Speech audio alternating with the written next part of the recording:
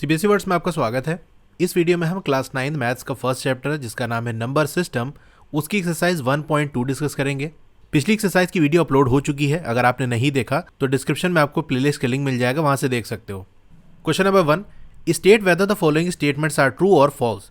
तो यहाँ जो स्टेटमेंट लिखी है आपको बताना है कि वो ट्रू है या फॉल्स है।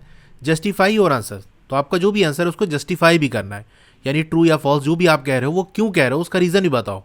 फर्स्ट स्टेटमेंट है every irrational number is a real number. हर जो इरेशनल नंबर होता है वो रियल नंबर होता है। अब देखो आपका जो रियल नंबर होता है ना, वो दो तरीके के नंबर से मिलकर बना होता है, एक तो आपका रैशनल, दूसरा इरेशनल नंबर। तो जिस चीज से कोई चीज बनी होगी वो पूरी की पूरी उसके अंदर आएगी। एग्जाम्पल जैसे समझो, जैसे मैंने ये बॉक्स बनाया और इसके अंदर सारे रियल नंबर भर दिए, तो रियल नंबर दो तरीके के होते हैं। इस बॉक्स के अंदर दो तरीके के नंबर होंगे, एक रैशनल नंबर, दूसरे इरेशनल नंबर। तो ये पूरे के पूरे जो इरेशनल नंबर है वो इस बॉक्स के अंदर ही तो आ रहे हैं, और इस बॉक्स के अंदर हमने क्या भरा है, रियल नंबर। तो रियल नंबर के अंदर आपके रैशनल और इरेशनल नंबर होते हैं, यानी पूरे के पूरे जो रैशनल नंबर हैं और पूरे के पूरे इरेशनल नंबर हैं, इनको मिला लिया जाए तो ये रियल नंबर का कलेक्शन कहलाएगा। तो हर इरेशनल नंबर वो रियल नंबर होता है। ये बात आपकी ट्रू है, लेकिन इतने से काम नहीं चलेगा, आपको रीजन भी लिख के दिखाना है। तो चलिए लिख देते हैं। अब लिखोगे true since collection of real number is made up of rational and irrational numbers. ये बात सही है क्योंकि रियल नंबर का जो कलेक्शन है वो दो तरीके के नंबर से मिलकर बना होता है, रैशनल और इरेशनल नंबर। सेकंड वाला स्टेटमेंट है every point on the number line is of the form root M where M is a natural number. कह रहा कोई नंबर लाइन बनाओ, उस पर जो भी नंबर हमको देखने को मिलेंगे उसको इस फॉर्म में हम लिख सकते हैं, जहां पर एम क्या है, एक नेचुरल नंबर है। चलो इसको हम करके देखते हैं। एम हमारा नेचुरल नंबर है ना, नेचुरल नंबर कहाँ से स्टार्ट होता है, 1 से स्टार्ट होता है, यानी एम की जगह हम 1 रखते हैं। ठीक है, ये हमारा रूट एम है।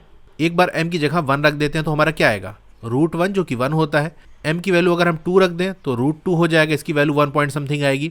एम की वैल्यू अगर हम 3 रख दें तो हमारा क्या आ जाएगा, रूट 3 आ जाएगा। एम की वैल्यू अगर हम 4 रख देंगे तो हमारा रूट 4 आ जाएगा। रूट 4 आपका क्या होता है, 2 होता है। यानी आप यहाँ देख रहे हो कि एम की वैल्यू हम कितनी भी रखते जाए, भाई 1 से स्टार्ट होकर ऐसे ही चलते चले जाओगे, तो जो भी नंबर हमको मिल रहे हैं रूट एम के फॉर्म में वो सारे के सारे पॉजिटिव नंबर नहीं है। कोई निगेटिव नंबर आपको दिखा? भाई अगर हम रूट के अंदर कोई भी नेचुरल नंबर रख दें उसकी वैल्यू हमेशा पॉजिटिव ही आएगी, क्योंकि कम से कम जो हम रख सकते हैं वो 1 रख सकते हैं। अच्छा, 0 भी नहीं आएगा।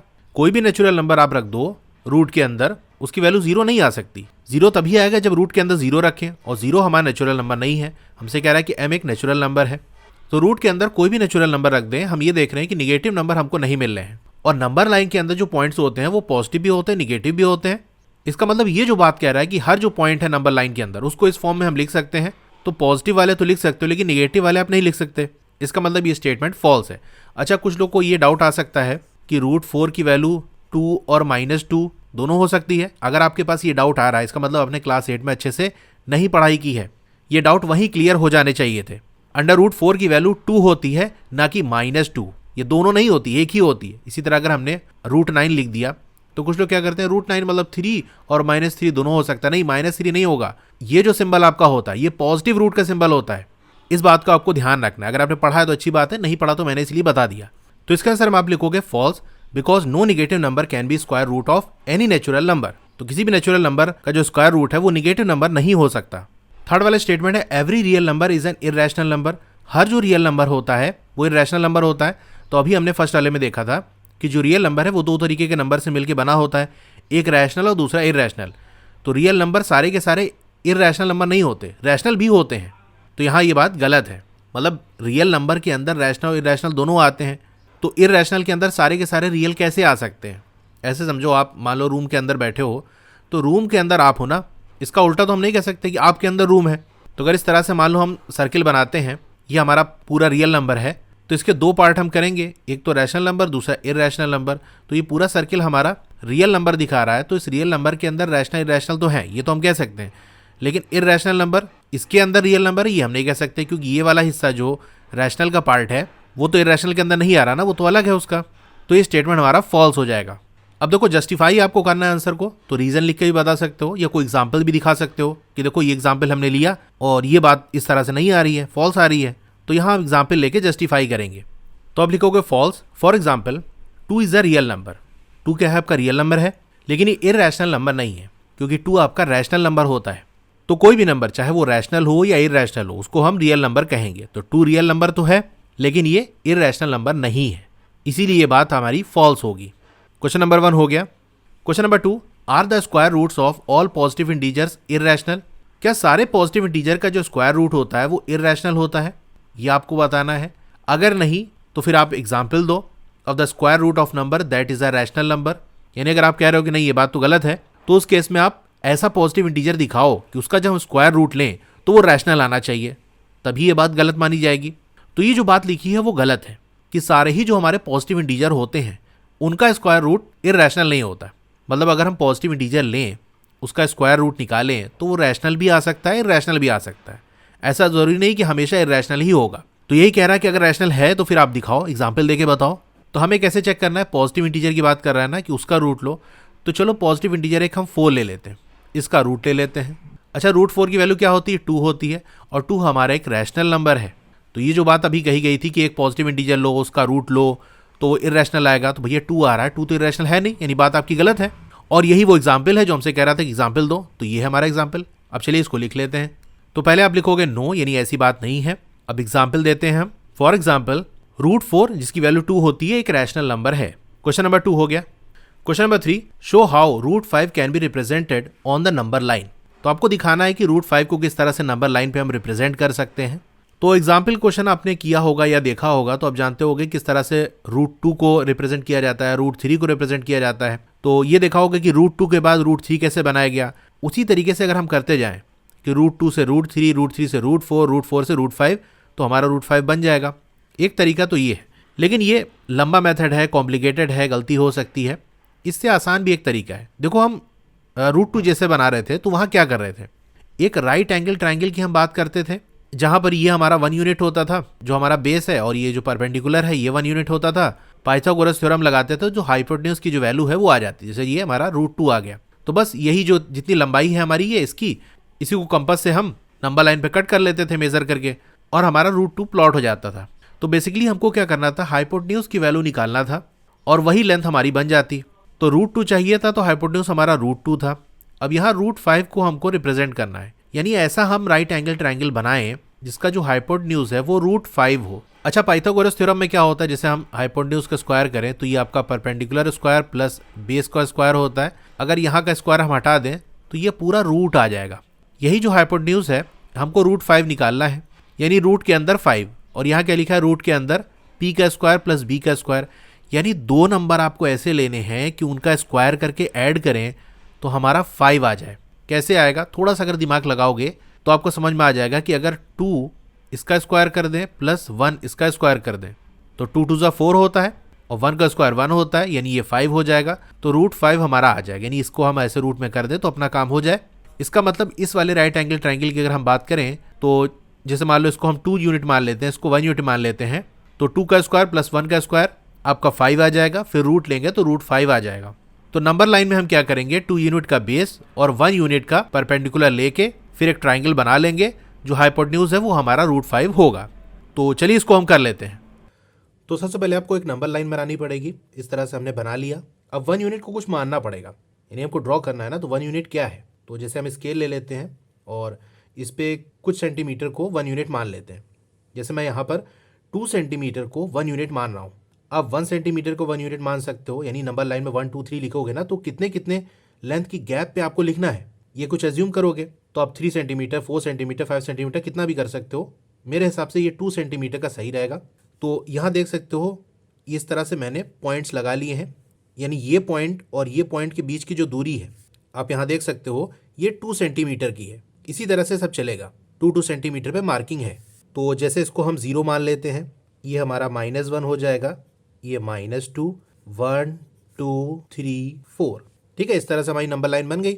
अब क्या करेंगे, एक राइट एंगल ट्राइंगल बनाएंगे जिसका बेस हमारा 2 यूनिट का होगा और परपेंडिकुलर 1 यूनिट का। तो अब इस 2 यूनिट से हमको एक परपेंडिकुलर ड्रॉ करना है, एक 90 डिग्री की लाइन ड्रॉ करनी है 1 यूनिट लेंथ की। 1 यूनिट यानी जो हमने माना है 1 यूनिट बराबर 2 सेंटीमीटर, यानी 2 सेंटीमीटर की ऐसे लाइन बनाएंगे। अब 90 डिग्री यहाँ से ड्रॉ करने का 2 तरीका है, कंपास का यूज़ कर सकते हो या सेट स्क्वायर का यूज़ कर सकते हो। तो यहाँ पर मैं ये वाला सेट स्क्वायर यूज़ करता हूँ। अब इससे 90 डिग्री कैसे ड्रॉ करते हैं, इसका जो ये वाला साइड है ये नंबर लाइन पे बिल्कुल रख लो, तो ये हम यहाँ पर सेट कर लेते हैं। अब यहाँ से 2 सेंटीमीटर की लाइन ड्रॉ कर लेंगे, ठीक है, ये हमारा बन गया। तो ये आपकी 2 सेंटीमीटर यानी 1 यूनिट की है, और ये बिल्कुल 90 डिग्री बनना है। तो सेट स्क्वायर का ये जो एंगल होता है वो 90 डिग्री का होता है, इसलिए हमने सिंपल बना लिया। कंपास वगैरह से कॉम्प्लिकेटेड हो जाएगा, लंबा हो जाएगा, आसानी से हो गया। अब इसको इस तरह से हमको ज्वाइन कर लेना है। तो देखो ये हमारा 2 यूनिट है, ये 1 यूनिट है। हाइपोटेन्यूज निकालना है, कैसे निकलेगा? 2 का स्क्वायर जो कि 4 होता है प्लस 1 का स्क्वायर जो कि 1 होता है, तो 4 + 1 5, तो ये आपका √5 आ गया। अब क्या करेंगे, कंपास का यूज़ करके इस लेंथ को हम सेट कर लेंगे, यानी इसका जो पिन है वो 0 पे होगा और ये जो हमारी पेंसिल की टिप है वो इस पॉइंट पे जाएगी। तो अब क्योंकि ये जो लेंथ हमारी √5 की है, इसलिए ये जो पूरी दूरी है वो √5 की है। अब हमको यहीं से रख के एक आर्क बना देंगे इस तरह से, ये हमारा बन गया। तो ये जहाँ पर इस नंबर लाइन को इसने कट किया, यही हमारा √5 होगा। तो यहाँ दिखा सकते हो या ऐसे एरो लगाकर फिर दिखा सकते हो कि हाँ ये √5 है। अब ये वाली तो आपकी 2 यूनिट दिख रही है, ये वाली जो लेंथ है इसको आप दिखा देना कि ये आपकी 1 यूनिट है। क्वेश्चन नंबर 3 हमारा हो गया। क्वेश्चन नंबर 4, ये आपकी एक क्लासरूम एक्टिविटी है, constructing the square root spiral. Spiral क्या होता है? ऐसे जो स्प्रिंग की तरह से ऐसे ऐसे गोल गोल घूमता जाता है ना, ये सर्किल बड़ा होता जाता है, इसी को हम स्पायरल कहते हैं। तो स्क्वायर रूट का स्पायरल आपको बनाना है। कैसे बनेगा? उसके लिए आपको एक लार्ज शीट ऑफ पेपर ले लेना है और कंस्ट्रक्ट करना है स्क्वायर रूट स्पायरल। किस तरह से? जैसा आपको कहा जा रहा है। स्टार्ट करो विद पॉइंट O। एक पॉइंट O आपको लगा लेना है, वही जो आपने पेपर की शीट ली है, और एक लाइन सेगमेंट OP1 आपको ड्रॉ कर लेना है। यानी इस तरह से एक स्ट्रेट लाइन बना लो। यहाँ आपका ये P1 पॉइंट होगा, तो इसको मिला लोगे तो OP1 आपका बन जाएगा। ऑफ यूनिट लेंथ, यानी इसकी लंबाई कितनी होगी? 1 यूनिट होगी। अब 1 यूनिट क्या होता है? देखो 1 यूनिट का मतलब कुछ भी मान सकते हो, कोई यूनिट आपको प्रॉपर दी नहीं कि 1 सेंटीमीटर लेना है कि 1 मीटर लेना है, कितना लेना है। तो अपने हिसाब से, अपनी आसानी के हिसाब से जैसा हमको सही लगेगा वो हम मान सकते हैं। तो अगर जैसे मान लो हम ड्रॉ करते टाइम 1 यूनिट को 2 सेंटीमीटर ले लेते हैं, हमको ये 2 सेंटीमीटर नहीं लिखना, हमको तो सिर्फ 1 यूनिट दिखाना है। लेकिन हम स्केल से ड्रॉ करेंगे तो जब तक मेजरमेंट नहीं लेंगे सही से कैसे बनेगा? 1 यूनिट क्या है कुछ तो मानना ही पड़ेगा ना। चाहे 1 यूनिट को 1 सेंटीमीटर मान लो या 2 सेंटीमीटर या 3 सेंटीमीटर या दुनिया का कोई सी भी वैल्यू मान लो, कुछ ना कुछ तो मानोगे ही। अब आपको क्या करना है? Draw a line segment P1 P2 perpendicular to OP1 of unit length. अब OP1 के परपेंडिकुलर यानी बिल्कुल 90 डिग्री पे एक और आपको लाइन सेगमेंट बनाना है P1 P2। इसकी भी लेंथ कितनी होनी चाहिए? 1 यूनिट होनी चाहिए, यानी इसको भी 2 सेंटीमीटर का आप बना लोगे। Draw a line segment P2 P3 perpendicular to OP2। तो ये जो P2 पॉइंट आया है इसको O से मिला दोगे तो ये हमारा OP2 आ जाएगा। फिर से उसी तरह से काम, इससे 90 डिग्री पे यानी इसके परपेंडिकुलर एक P2 P3 वाली लाइन हम बना लेंगे। फिर O और P3 को मिला लोगे तो ये एक लाइन बन जाएगा। फिर इससे 90 डिग्री हम बना लेंगे। इस तरह से करते चले जाएंगे तो आप देखोगे ये पूरा इस तरह से स्पायरल बनता चला जाएगा। Then draw a line segment P3 P4 perpendicular to OP3। Continuing in this manner you can get the line segment Pn-1 Pn, यानी पहला P के साथ जो नंबर आएगा वो एक कम होगा अगले वाले P से। जैसे हमने लिखा P1 P2, तो पहला वाला जो है 1 है, उसके बाद ये 2 है। इसका मतलब दूसरा वाला जो P है अगर वो N है तो पहला वाला क्या होगा? उससे एक कम N-1। तो यही कह रहा है। वैसे भी आप वैल्यू पुट करके देख सकते हो कि Pn-1 और Pn, अगर हम इसकी वैल्यू 2 रख दें, N की वैल्यू 2 रख दें, तो Pn-1 यानी 2-1 तो P1 हो जाएगा और ये P2 हो जाएगा, P1 P2। By drawing a line segment of unit length perpendicular to OPn-1, यानी इस तरह से चलता चला जाएगा। In this manner you will have created the point P2 P3, इस तरह से Pn तक चला जाएगा, and join them to create a beautiful spiral depicting √2 √3 √4, इस तरह से चलता जाएगा। तो चलिए इसको हम पेपर पे ड्रॉ करते हैं, तब आपको सारी चीज़ें समझ में आएगी। अब सबसे पहला काम हमको क्या करना है? कोई पॉइंट O मार्क कर लेते हैं। तो चलो ये हमारा O हो गया। अब एक लाइन सेगमेंट बनाना है OP1 जिसकी लेंथ कितनी हो? 1 यूनिट हो। अब यहाँ पर भी जैसे कि पिछले वाले क्वेश्चन हमने किया था कि 1 यूनिट क्या है, कैसे ड्रॉ करेंगे, कुछ मानना पड़ेगा। तो जैसे हमारे पास स्केल होती है तो कुछ सेंटीमीटर आप मान लो। तो चलो 1 यूनिट को हम 2 सेंटीमीटर मान लेते हैं। तो अब जहाँ पर भी हमको 1 यूनिट ड्रॉ करना होगा बेसिकली हम 2 सेंटीमीटर ड्रॉ करेंगे। ये हमें लिख के कहीं दिखाना नहीं कि 1 यूनिट 2 सेंटीमीटर के बराबर है, बस जस्ट हमको यूनिट के हिसाब से ड्रॉ करते जाना है। तो ये देखो हमने इस तरह से आपको 2 सेंटीमीटर ड्रॉ कर लेना है। अब ये वाला जो पॉइंट है ये आपका P1 है। अब इस P1 पॉइंट से एक 90 डिग्री हमको ड्रॉ करना है, परपेंडिकुलर एक ड्रॉ करना है, वो भी आपका कितना हो? 1 यूनिट का हो। तो फिर से हम सेट स्क्वायर का यूज़ करेंगे। ये वाला जो साइड है इसको इस लाइन पे बिल्कुल सेट करेंगे और फिर हम ये 2 सेंटीमीटर का जो कि 1 यूनिट के बराबर होता है वो लाइन ड्रॉ करेंगे। तो ये 1 यूनिट की एक लाइन और ड्रॉ कर ली हमने। इस तरह से आपको एंगल दिखा देना है कि 90 डिग्री है। अच्छा ये 1 यूनिट है तो 1 हम लिख देंगे, ये भी हमारा 1 यूनिट है तो यहाँ हमने 1 लिख दिया। ये जो पॉइंट आया है इसका नाम हम दे देते हैं P2। इस तरह से आपको चलते जाना है, P1 P2। अब जैसे कि हमने O और P1 को ज्वाइन किया था, O और P2 को ज्वाइन कर लेंगे। हल्की सी एक लाइन ड्रॉ करेंगे, जैसे कि आप बुक में भी देख सकते हो कि ये जो लाइन है OP2 वाली ये हल्की है, तो हमने इस तरह से ड्रॉ कर लिया। अब ये जो लेंथ है वो आपकी क्या है, क्या आपका राइट एंगल ट्राइंगल है, ये आपका हाइपोटेन्यूज हो जाएगा। पाइथागोरस थ्योरम लगा के इसकी वैल्यू आ जाएगी, ये आपकी क्या होगा, √2 होगा। अब इस पॉइंट से फिर से एक 90 डिग्री ड्रॉ करेंगे। वही काम, ये वाला साइड इस लाइन पे रखो, OP2 वाली लाइन पे, क्योंकि अब OP2 से एक 90 डिग्री ड्रॉ करना है। ये हमारा 90 डिग्री हो गया। इसकी लेंथ 1 यूनिट है। इस पॉइंट को हम P3 मान लेते हैं। P3 और O को ज्वाइन करेंगे, हल्के हाथ से ज्वाइन करना है इसको। अब देखो ये वाला जो ट्राइंगल है √2 है और ये वाला आपका 1 है, तो 90 डिग्री के जो सामने होता है हाइपोटेन्यूज होता है। इसकी लेंथ हम निकाल सकते हैं, √2 का स्क्वायर प्लस 1 का स्क्वायर। √2 का स्क्वायर आपका 2 होता है, प्लस 1 का स्क्वायर 1 होता है, तो 2 + 1 आपका 3 हो गया। इसका मतलब ये आपका √3 है, तो आप यहाँ लिख दोगे ये आपका √3 है। फिर वही काम हम करेंगे। अब ये जो OP3 है इससे 90 डिग्री ड्रॉ करेंगे। ये पॉइंट हमारा P4 हो गया, ये 1 यूनिट लेंथ है। O और P4 को ज्वाइन कर देते हैं। ये लेंथ कितनी आ जाएगी, अब आप खुद ही कैलकुलेट कर सकते हो, ये √4 आ जाएगी। इस तरह चलते जाएंगे, देखो √2, √3, √4। फिर से ये हमने 90 डिग्री ड्रॉ कर लिया। ये P5 है, ये 1 यूनिट लेंथ है। O और P5 को ज्वाइन कर लेंगे, ये लेंथ हमारी √5 आ गई। तो पिछला वाला जो क्वेश्चन था देखो इस तरह से भी कर सकते थे, लेकिन ये कितना डिफिकल्ट हो जाता, मतलब थोड़ा टाइम कंज्यूमिंग हो जाता। ये 1 यूनिट, ये P6 हो गया। P6 और O को ज्वाइन कर लेंगे तो ये आपका √6 आ जाएगा। ये 1 यूनिट P7 हो गया। O और P7 को हमने ज्वाइन कर लिया तो ये हमें √7 मिल जाएगा। ये 1 यूनिट है और ये आपका P8 हो गया। O और P8 को ज्वाइन कर लिया तो ये √8 आ गया। ये 1 यूनिट, ये आपका P9 हो गया, इसको ज्वाइन कर लिया तो ये √9 हो गया। ये 1 यूनिट, ये आपका P10 हो गया, ये आपका √10 हो गया। ये 1 यूनिट और ये आपका P11 हो गया, ये लेंथ जो आपकी है वो √11 हो गई। ये 1 यूनिट और ये आपका P12 हो गया, ये √12 हो गया। तो इतना काफ़ी है, आप 10 तक भी दिखा सकते हो। तो यहाँ पर देखो इस तरह से अगर हम ड्रॉ करते जाएँ तो ये ऐसे घूमते हुए ही जाएगा इस तरह से, और ये बड़ा होते हुए, और ये पूरा ऐसे जाकर ये बनता चला जाएगा। ठीक है, तो ये पूरा स्पायरल ऐसे बन जाएगा। तो बहुत ज़्यादा हमको नहीं बनाना है, इतना काफ़ी है। क्वेश्चन नंबर 4 हमारा हो गया। क्लास 9 में अच्छा स्कोर करना चाहते हो उसके लिए मैं ओसवाल बुक्स को सजेस्ट करूंगा। ये काफ़ी अच्छी बुक है। इसके अंदर आपको एक्सरसाइज के सोल्यूशन मिल जाएंगे, रिवीजन नोट्स मिल जाएंगे, एनसीईआरटी एग्जाम्पलर के जो इंपॉर्टेंट क्वेश्चन है उनके सोल्यूशन मिल जाएंगे।